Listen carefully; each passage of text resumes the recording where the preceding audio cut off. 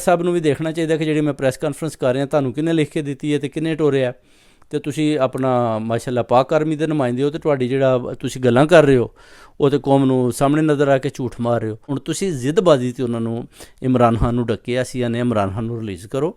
ਇਹ ਜਮਹੂਰੀਅਤ ਦੀ ਖੂਬਸੂਰਤੀ ਹੈ, ਉਹਨਾਂ ਨੂੰ ਬਾਹਰ ਆਉਣ ਦਿਓ, ਮੁਕਾਬਲਾ ਕਰੋ। ਵੋਟਿੰਗ ਵਿੱਚ ਵੀ ਮੁਕਾਬਲਾ ਕਰਕੇ ਮੈਂਡੇਟ ਤੁਸੀਂ ਚੋਰੀ ਕਰ ਲਿਆ, ਉਹ ਵੀ ਫਾਰਮ 47 45 ਨਾਲ ਤੁਸੀਂ ਧੋਖਾ ਕਰਕੇ ਇਹ ਮਰੀਮ ਨਵਾਜ਼ ਨੂੰ ਮਸਲਤ ਕੀਤਾ, ਸ਼ਹਬਾਜ਼ ਸ਼ਰੀਫ ਨੂੰ ਮਸਲਤ ਕੀਤਾ, ਨਵਾਜ਼ ਸ਼ਰੀਫ ਨੂੰ ਟਿਸ਼ੂ ਆਰ ਯੂਜ਼ ਕਰਕੇ, ਔਰ ਉਹ ਵੀ ਧੱਕੇ ਖਾ ਰਿਹਾ।